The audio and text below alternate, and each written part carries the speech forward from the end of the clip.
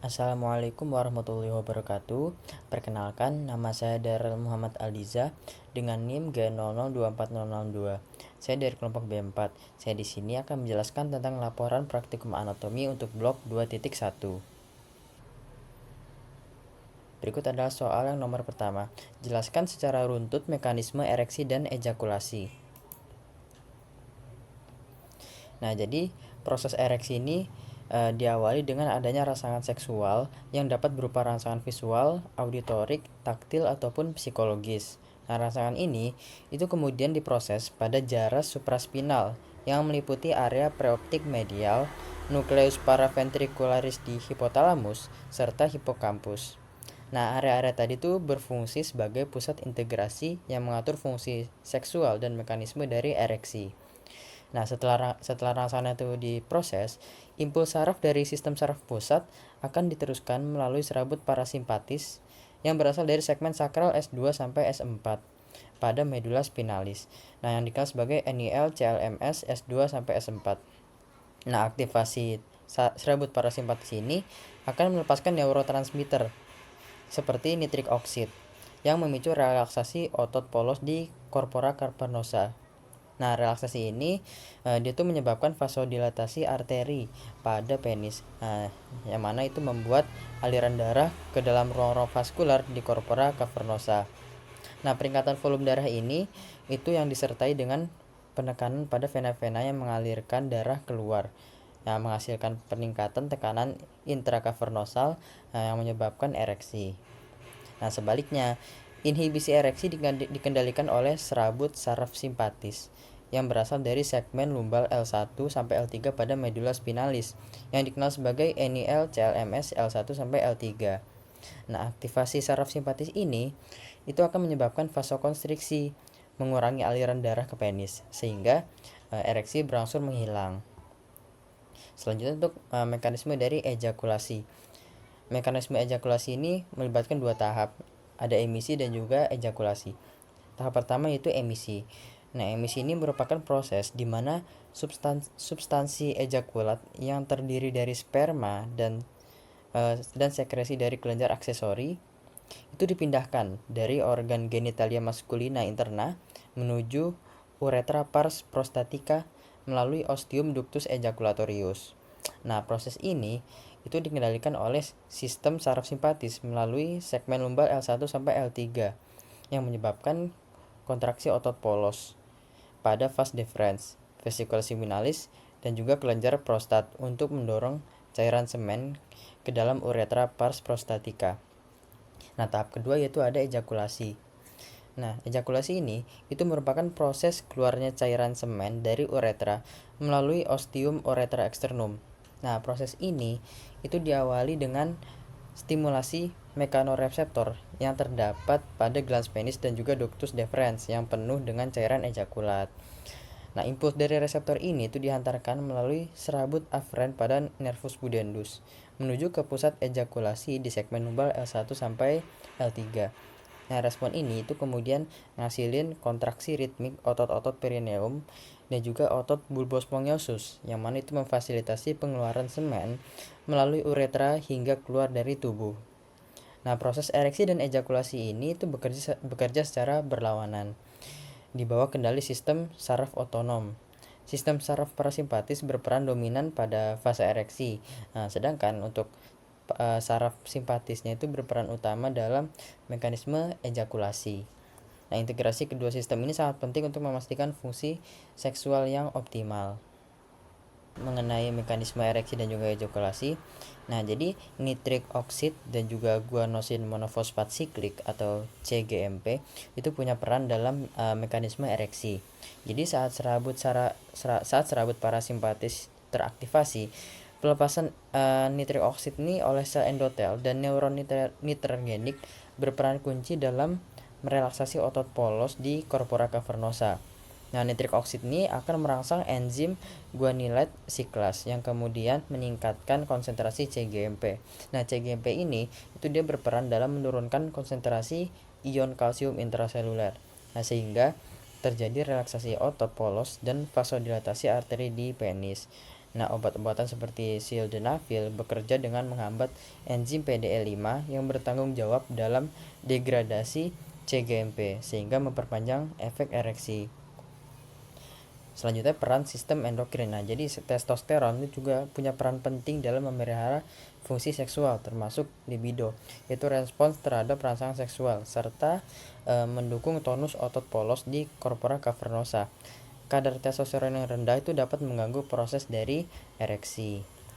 Nah, sistem saraf otonom itu juga punya peran dalam mekanisme ejakulasi, terutama dalam tahap emisi. Jadi proses emisi itu ngelibatin aktivasi saraf simpatis yang mana itu merangsang kontraksi otot polos di ductus deferens, vesicula seminalis dan juga prostat. Nah, kontraksi ini tuh berperan dalam memindahkan substansi ejakulat menuju uretra pars prostatica. Nah, pada saat ini sphincter vesica urinaria interna itu juga akan berkontraksi untuk mencegah reflux semen ke dalam kandung kemih. Nah, neurotransmitter ini juga punya peran dalam mekanisme ejakulasi. Jadi neurotransmitter seperti noradrenalin itu punya peran penting dalam mengontrol fase emisi melalui aktivasi reseptor adrenergik alfa 1 yang memicu kontraksi otot polos pada saluran genitalia. Untuk pertanyaan nomor 2, jelaskan secara runtut anatomi dari organa genitalia feminima externa. Nah, jadi OGF eksternal ini punya struktur yang kompleks ya, yang terdiri dari beberapa bagian utama dan dia juga punya fungsi penting dalam sistem reproduksi wanita. Yang pertama ada mons pubis. Nah, mons pubis itu adalah area kulit yang menonjol dan menutupi simfisis osis pubis. Nah, area ini tuh ditutupi oleh rambut pubis yang mulai tumbuh saat pubertas. Nah, mons pubis ini itu punya fungsi sebagai bantalan pelindung terhadap benturan pada area tulang kemaluan. Nah, selanjutnya ada klitoris.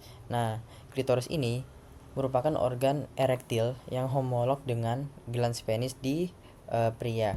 Nah, organ ini tuh sangat sensitif karena dia tuh kaya akan ujung saraf dan berperan penting dalam rangsangan seksual. Nah, klitoris ini punya dua struktur tambahan. Ada preputium clitoridis yang mana itu terbentuk dari lapisan atas labia minora dan juga berfungsi sebagai tutup dari glans clitoridis. Nah, yang kedua ada frenulum clitoridis yang mana itu terbentuk dari lapisan bawah labia minora dan juga berfungsi menghubungkan kedua sisi dari klitoris. Nah, selanjutnya ada labia mayora. Nah, labia mayora ini itu adalah lipatan kulit yang menonjol memanjang ke arah caudodorsal dari mons pubis. Nah, struktur ini tuh homolog dengan skrotum pada pria. Nah, labia mayora kanan dan kiri itu bertemu di bagian anterior membentuk commissura labiorum anterior dan di bagian posterior membentuk commissura labiorum posterior. Selanjutnya ada labia minora. Nah, labia minora ini tuh merupakan lipatan kulit tanpa lemak dan tidak berambut yang terletak di antara labia mayora. Nah, labia minora ini membatasi bagian lateral dari ostium uretra externum dan orificium vaginae. Pada wanita yang telah pubertas, bagian posterior dari labia minora kanan dan kiri ini akan bergabung membentuk frenulum labiorum pudendi atau fossette. Nah, di bagian anterior, setiap labia minora ini terbagi menjadi dua lapisan. Yang pertama, lapisan atas membentuk preputium clitoridis yang menutupi glans clitoridis. Yang kedua, lapisan bawah yang membentuk frenulum clitoridis yang menghubungkan klitoris dengan labia minora. Selanjutnya ada vestibulum. Nah, vestibulum ini adalah ruang yang dikelilingi oleh labia minora. Di vestibulum ini tuh punya beberapa muara penting, yakni ostium uretra externum sebagai saluran keluarnya urin, lalu ada ostium vaginae sebagai muara saluran vagina, lalu ada ductus glandula vestibularis mayor dan minor yang mana dia punya peran dalam sekresi cairan untuk lubrikasi. Selanjutnya ada glandula vestibularis mayor. Nah, kelenjar ini tuh homolog dengan glandula bulbouretalis pada pria. Jadi setiap glandula ini memiliki ductus yang bermuara di cekungan lateral antara dua labia minora. Nah, kelenjar-kelenjar ini tuh berfungsi menghasilkan cairan mukosa yang mana dia tuh berperan dalam lubrikasi saat hubungan seksual. Selanjutnya ada himen. Nah, himen ini tuh adalah selaput mukosa tipis yang kaya akan pembuluh darah dan dia tuh menutupi sebagian orifisium vaginae. Nah, jika himen ini mengalami ruptur misalnya tuh akibat koitus, nah sisa-sisanya disebut karuncula hymenalis. Himen imperforata. Nah, himen imperforata ini adalah kondisi di mana himen ini tidak memiliki lubang sehingga darah menstruasi ini tidak dapat keluar. Selanjutnya itu vaskularisasi dan juga inervasi dari OGF eksterna. Untuk vaskularisasi organ ini tuh melibatkan beberapa pembuluh darah utama. Itu ada arteri pudenda interna yang bercabang menjadi arteri perinealis, arteri bulba vestibuli, dan arteri dorsalis clitoridis. Lalu ada vena pudenda eksterna yang mengalir ke vena savena magna. Lalu ada vena dorsalis clitoridis profunda yang mana dia mengalir ke vena pudenda interna. Lalu ada vena dorsalis clitoridis superficialis yang mengalir ke vena savena magna. Kalau inverse-nya itu melibatkan nervus cavernosi clitoridis di bagian dari saraf Splanchnici pelvici yang berperan dalam proses ereksi klitoris. Lalu ada juga nervus pudendus yang mana dia berfungsi sebagai saraf somatosensorik yang memberikan sensasi pada area genitalia eksterna. Nah, lalu ada yang namanya episiotomi. Apa itu episiotomi? Nah, jadi episiotomi ini adalah prosedur insisi atau sayatan yang dilakukan pada perineum untuk memperbesar jalan lahir dalam persalinan. Nah, tujuannya apa? Tujuannya itu untuk mencegah robekan jaringan yang tidak terkontrol. Selanjutnya untuk pertanyaan nomor 3. Jelaskan anatomi dari REN beserta vaskularisasi dan inervasinya. Nah, jadi ginjal atau REN ini merupakan organ penting dalam sistem ekskresi yang memiliki anatomi kompleks dengan berbagai struktur eksternal dan internal. Jadi secara eksternal, REN ini punya dua permukaan, yaitu fasies anterior dan juga fasies posterior. Nah, fasies anterior ini menghadap ke depan dan berhubungan dengan organ-organ intraabdomen, sedangkan fasies posterior ini menghadap ke belakang dan juga dia bersentuhan dengan otot psoas mayor dan juga quadratus lumborum. Pada bagian atas ginjal ini terdapat polus superior yang mana dia itu berhubungan langsung dengan glandula suprarenalis, sementara di bagian bawahnya disebut polus inferior. Nah, tepi dari REN ini terdiri dari dua bagian. Ada margo lateralis yang mana itu berbentuk cembung dan margo medialis yang berbentuk cekung. Nah, pada margo medialis ini terdapat hilus renalis, yaitu celah masuknya struktur-struktur penting. Nah, di hilus renalis ini itu bagian anterior berisi vena renalis, di bagian tengah berisi arteri renalis, dan di bagian posterior itu berisi pelvis renalis yang kemudian tuh dia berlanjut menjadi ureter. Struktur internal ginjal itu terbagi menjadi dua komponen utama, yaitu ada korteks renalis dan juga medula renalis. Nah, korteks dari REN ini adalah lapisan yang paling luar yang berisi nefron, unit fungsional ginjal. Nah, di dalam korteks itu ada columna renalis bertini, yaitu jaringan korteks yang masuk ke dalam area medula di antara piramida renalis. Ada juga arcus corticalis yang mana itu dia tuh lengkungan yang menghubungkan antar kolumna renalis. Sedangkan untuk medula renalis itu dia tuh tersusun atas piramida renalis, yaitu struktur yang berbentuk kerucut yang puncaknya disebut papilla renalis. Nah, ujung dari papilla ini tuh punya lubang-lubang kecil yang disebut foramina papillaria, yang mana itu tuh berfungsi sebagai muara ductus papillaris Bertini.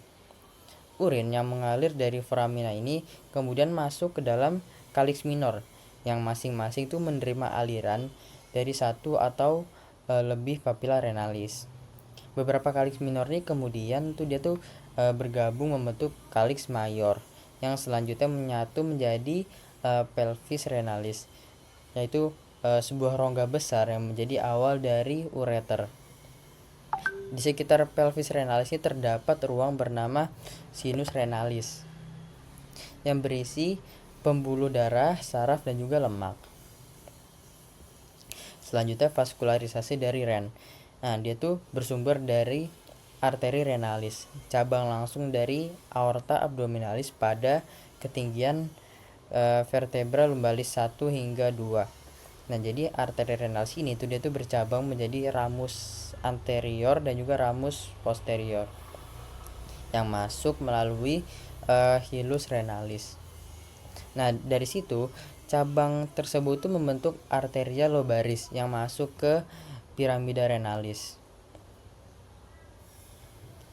Kemudian dia tuh berlanjut menjadi arteria interlobaris yang berjalan di antara kolumna renalis. Nah, selanjutnya tuh terbentuk arteria arcuata yang mana dia tuh melintang di dasar piramida renalis yang kemudian bercabang lagi menjadi arteria interlobularis. Dia tuh menyebar ke area korteks dari ren. Dari arteri ini darah masuk ke dalam arteria afferent glomeruli yang membawa darah menuju glomerulus untuk proses filtrasi. Nah, setelah filtrasi, darah yang tadi masuk ke kapsula Bowman itu akan keluar melalui arteri efferent glomeruli yang kemudian itu mengalir ke arteria recta, berperan dalam proses reabsorpsi di tubulus ginjal. Untuk persarafan ginjal, dia tuh dikendalikan oleh plexus renalis yang terdiri dari serabut saraf somatik dan juga otonom. Nah, serabut somatik afferent itu berasal dari nervus splanchnici, thorax cici. Nah, sementara persarafan simpatis disuplai oleh nervus splanchnicus major dan juga nervus splanchnicus minor. Nah, persarafan parasimpatis itu dikendalikan oleh nervus vagus. Nah, plexus renalis ini punya keterkaitan dengan plexus testicularis yang berperan dalam persarafan organ reproduksi pada pria. Nah, selain itu, sistem drainase limfatik ginjal itu mengalir menuju nodi aortiki laterales, yaitu kelenjar getah bening yang berada di sekitar pangkal arteri renalis. Untuk sedikit tambahan, nah jadi serabut simpatis ini berfungsi meningkatkan vasokonstriksi pada pembuluh darah ginjal. Nah, sehingga dia itu punya peran dalam regulasi aliran darah ginjal dan juga tekanan darah. Kalau serabut parasimpatis itu dari nervus vagus, dia tuh punya peran dalam meningkatkan aktivitas sekresi urin melalui efek vasodilatasi pada pembuluh darah dari ren. Serabut afferent somatik yang berasal dari nervus splanchnici thorax cici itu punya tanggung jawab atas sensasi nyeri yang biasanya itu dirasain pada kondisi seperti kolik renalis. Mungkin cukup sekian dari saya. Mohon maaf apabila ada kekurangan dan kesalahan. Wassalamualaikum warahmatullahi wabarakatuh.